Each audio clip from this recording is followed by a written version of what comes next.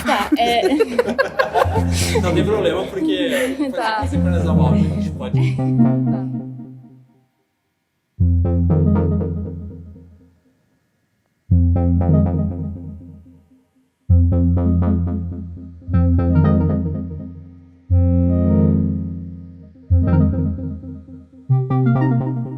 Meu nome é Thames, eu tenho 35 anos.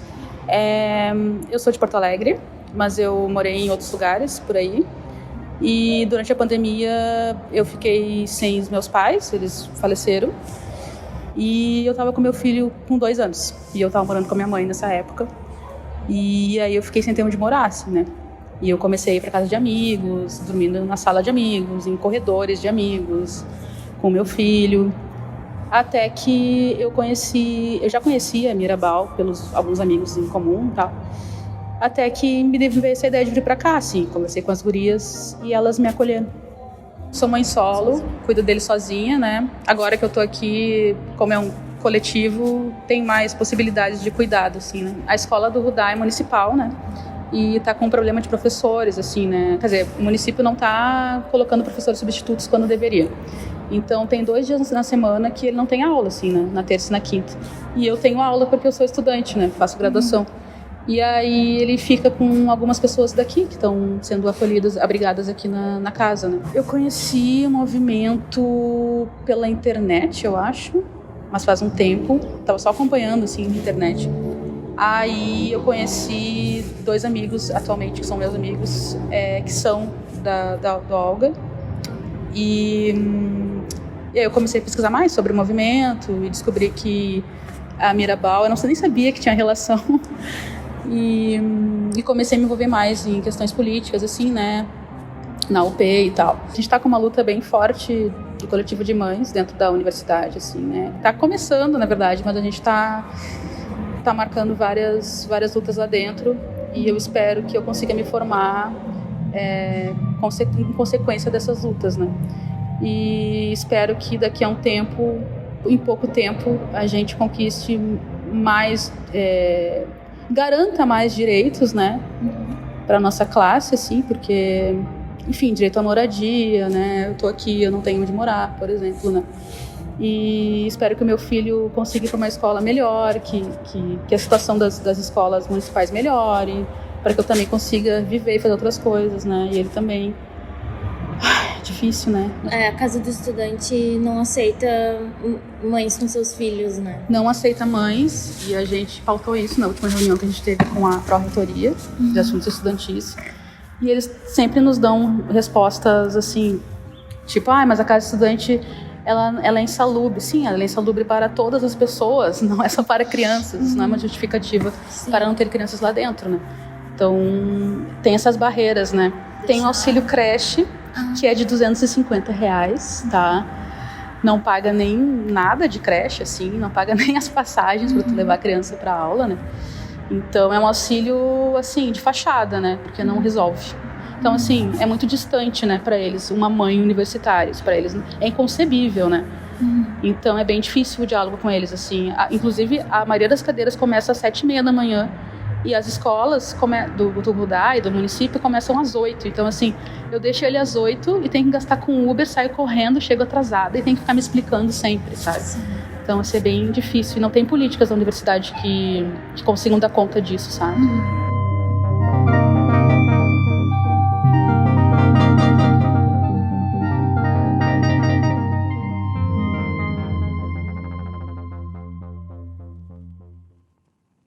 E aí ela tem direito a algumas políticas do governo. Aí essa pessoa que sabe fazer os termos para essa pessoa acessar esse direito dela. Tipo advogado? Ela pode encaminhar para um advogado, por exemplo. Mas o advogado, ele O advogado é uma coisa só. O advogado, ele sabe do direito. O assistente social, ele sabe dos caminhos. O que tem dentro do governo que a pessoa pode ter. Achei muito bom. Tipo, uma mulher chega lá na ocupação, assistente social, vai ver tudo que ela pode fazer.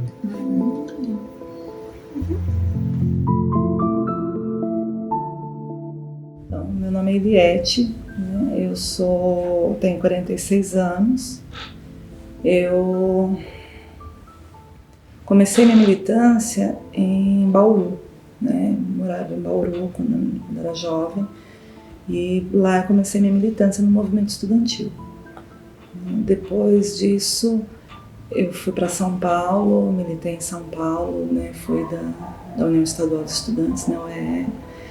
E depois disso, problemas na vida, eu acabei me afastando do movimento, acabei me afastando da militância e fiquei 10 anos afastada da militância.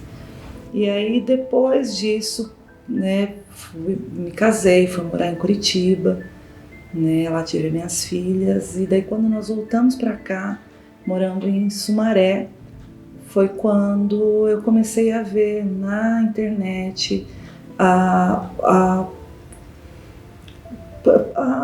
UP surgindo, né? Então eu comecei a ver, né, eu já não tinha mais vontade de militar antes disso, né? Já tinha me desiludido com a militância, né? Mas quando eu comecei a ver a UP surgindo, e aí eu vi que era uma coisa diferente, que eu vi que era uma coisa que vinha era como se estivesse vindo mesmo do gueto, sabe? Vindo mesmo das favelas. E eu me interessei, eu gostei demais da proposta da UP e eu quis conhecer mais. Eu tive meu primeiro filho aos 26, né? Eu era do movimento estudantil, meu companheiro também ele era presidente da UEE, né? Na época era o Luiz Ricardo. E no Fórum Social Mundial, estava indo para o Fórum Social Mundial e no caminho sofreu um acidente de carro e ele faleceu. E aí, a questão que me fez afastar também da militância. Já vinha meio desgastada a minha relação com o partido que eu militava na época. E aí, quando ele faleceu, eu me afastei de vez para ter meu filho e cuidar dele.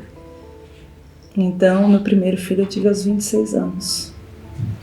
E aí, depois disso, aos 30, me casei de novo. E aí, então, foi que eu tive as meninas, né? Então, aí tive a Nádia com 31 e a Lígia com 36. Antes do Olga, eu nunca tinha militado em nenhuma organização feminista, né, movimento feminista, né. Me vejo como feminista desde pequenininha, né. Desde muito pequena mesmo, eu me lembro de atitudes e de pensamentos que eu tinha em relação às coisas que eu via acontecendo, que já eram atitudes assim de uma mulher feminista. Mas o que eu via dentro do movimento feminista, né, dos que eu conheci pelo menos, não era classista, não era marxista, né? Então eu não via por quê, né? Eu não via naquilo algo que me representasse. Então eu nunca participei. Quando eu então comecei a militar na UP, e aí o Olga é um dos movimentos que criou a UP, que ajudou a criar a UP, foi então que eu comecei a ter contato com mulheres que faziam do movimento feminista algo com um propósito de revolução, né? Um propósito de organização da mulher, mas para lutar por melhores condições de vida, né? Por creche, por, né, questão de igualdade de gênero, né, de lutar contra os abusos, né. Então, aí era uma coisa que me mexeu mais comigo, né. E eu participei da primeira reunião que eu participei, que a gente leu a nossa cartilha. Não sei se você conhece a cartilha do Olga, é maravilhosa a cartilha. E aí ela traz todas essas questões, né? E o porquê a gente luta, né? O que a gente pretende, né? E como lutar. Então, o Olga, ele é um movimento que realmente é diferente, que realmente faz diferença na vida das pessoas. Então, aí é que eu comecei a participar do movimento Olga Benário. A gente passou por um período muito ruim, né, recentemente com o governo Bolsonaro, em que a gente tinha um troglodita na presidência, misógino, né, e que autorizava aquele comportamento, né, de machismo, de misoginia, da cultura do estupro, né, e hoje a gente respira um pouquinho mais, né, aliviado, mas a luta não para, né, ela tá começando, né, a gente aproveita agora esse momento para pegar um novo fôlego, mas para lutar com mais força, né, a gente passa por muita situação de piadinha sem graça, de assédio, em todos os lugares que a gente frequenta, né, o tempo todo, né, mas eu vejo que as novas gerações, elas o que se diz que é mimimi, as novas gerações, elas escancaram muito mais, né? E elas não aceitam. Eu acho muito bonito quando eu vejo as meninas fazendo protesto, e quando eu vejo as meninas se movimentando e fazendo esculacho com assediador. E a gente tem que cada vez mais fazer com que essas ações elas ganhem mais notoriedade, para que eles sejam mesmo, né, reduzidos ao que eles são, né, que eles voltem para as frestas e não saiam mais de lá. Eu dou aula para o primeiro ano, nas pequenininhos, mas eu substituo nas outras, né, então no horário do contraturno eu vou para as outras turmas. E tem umas meninas ali que são assim, umas preciosidades, e elas veem coisas que né, que deve ver TikTok, sei lá o quê, e aí elas levam para a escola para fazer, aí elas fazem cartaz, elas passam nas salas, né, então a gente teve, né, recentemente com essas questões dos ataques às escolas, então a gente teve uma semana, né, de muita conversa com eles, e aí eles fizeram os painéis, né, de como é a escola que eles querem. E aí as meninas colocaram a escola que elas querem, a escola que elas acham que seria mais acolhedora, elas trouxeram a questão da pobreza menstrual, por exemplo. Né? Então, nos cartazes delas tinha lá, né, um absorvente no banheiro, não sei o quê, que para elas é uma questão que é importante, porque elas estão nessa idade, né, e a coisas assim, novidade, coisas acontecendo ali para elas, e na escola não tem, né, que precisava ter. E aí elas vieram correndo me chamar quando me viram pelo pátio, ai, Pro, vem ver o nosso cartaz, e não sei o que, foram mostrar para mim que elas tinham feito aquele cartaz.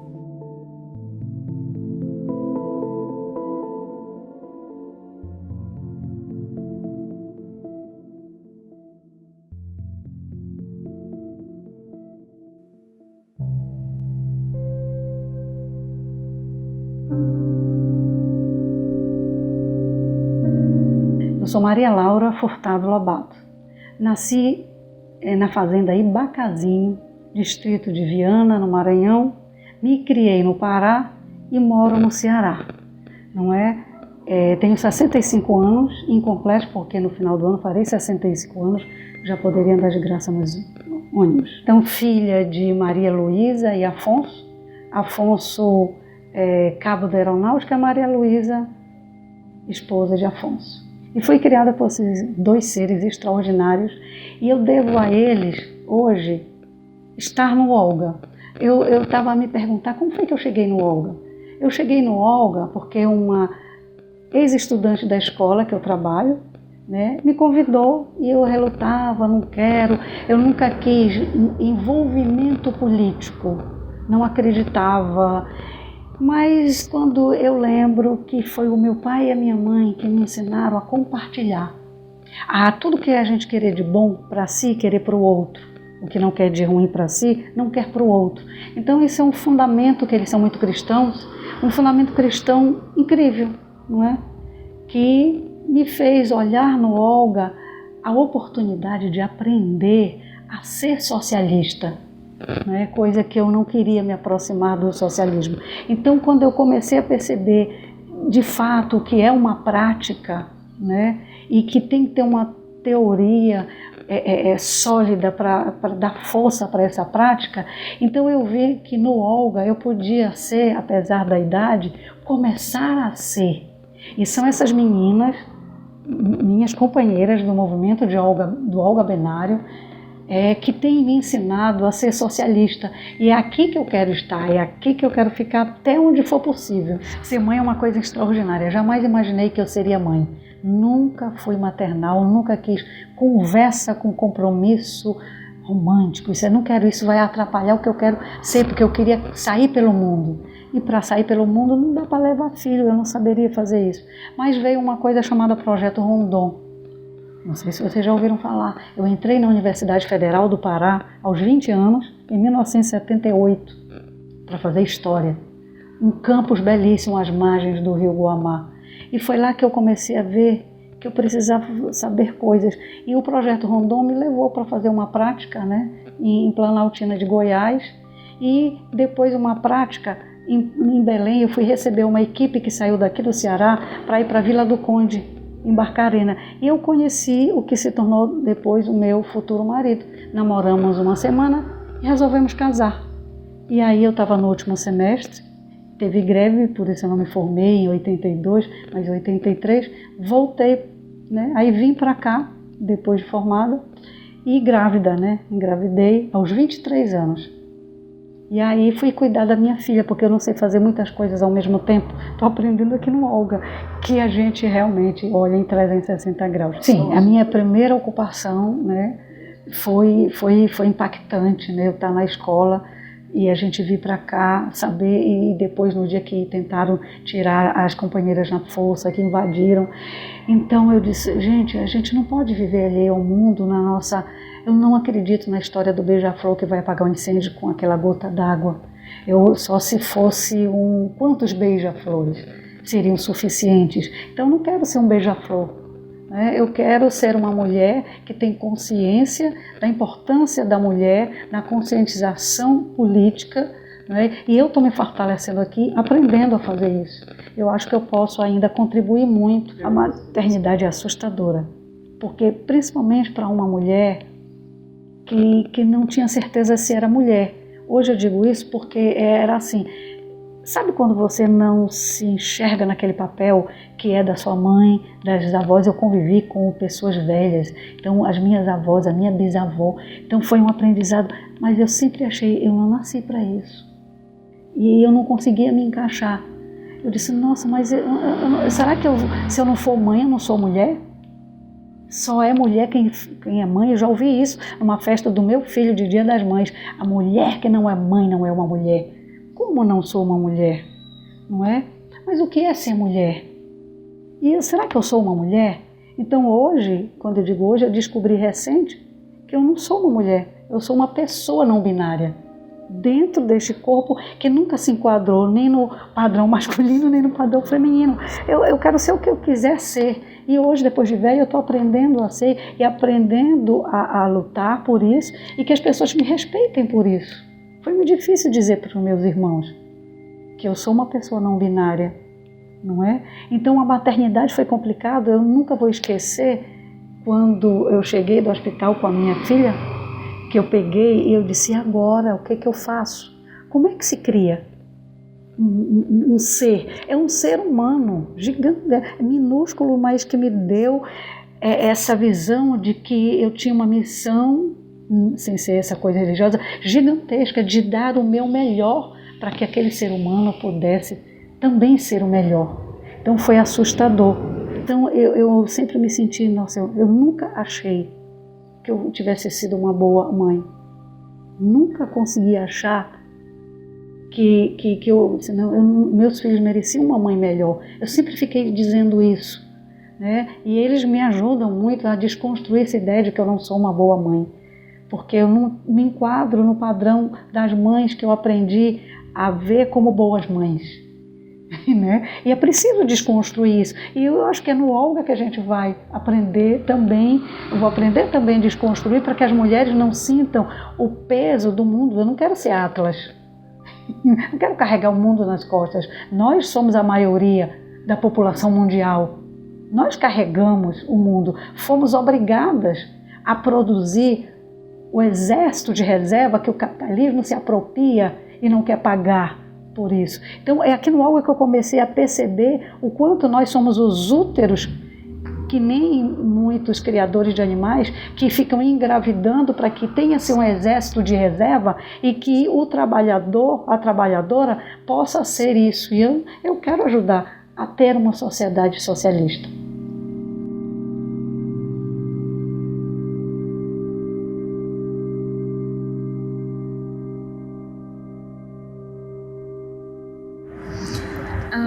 E o que tu espera para o futuro do teu filho? Cara, eu espero que até lá a gente já tenha avançado em muitas lutas, assim, né? Eu espero que ele seja uma pessoa bem consciente, né, de onde ele veio, de onde ele pertence, quem são as pessoas que estão do lado dele, quem são os aliados, quem são os inimigos. E que até lá a gente já tenha mais condições, né, de vida, que a gente já esteja pelo menos no socialismo, né, gente? É que a gente espera, né? É mais sentido mesmo, né? Porque uma coisa é você passar pela vida, né, vivendo um dia depois do outro, né, dentro do sistema capitalista que, né, te suga a sua vontade de viver e não te dá nada em troca, né? E quando a gente está militando, você vê que aquilo que você está fazendo, ele vai mudar a vida das pessoas, e muda mesmo, muda a nossa, e muda dos que virão, e muda da cidade toda, né? Porque quando você consegue fazer com que uma ação, com que ele reverta em consciência, né, para as pessoas, e que mais gente vem, e que mais gente vê sentido naquilo. Então isso muda a nossa vida, muda a vida das pessoas e dá sentido para a vida da gente, com certeza, né? Você vê a nossa imortalidade ali, né? Porque você vê que você vai passar, mas que o legado vai ficar e que a luta vai continuar, né? E que um dia nós vamos vencer, com certeza. A esperança é a última que morre, sabe por quê? Porque ela é a primeira que sai correndo. Entende? E eu não quero ser esse modelo de esperança que plantaram em nós como aquela coisa ufanista, aquela coisa linda que eu tenho esperança. Hoje eu tenho esperança porque eu tenho um motivo para ter esperança. Hoje eu tenho esperança porque eu estou construindo uma prática para ter esperança. Uma prática que está alicerçada, sedimentada numa teoria que me diz que é possível sim um mundo melhor, é possível um mundo socialista, mas para isso a gente vai ter que ter uma longa caminhada, e ninguém plantou um baobá esperando vê-lo grande. Eu não tenho essa esperança, eu vou ver, não, eu não quero ver nada, eu quero que outros vejam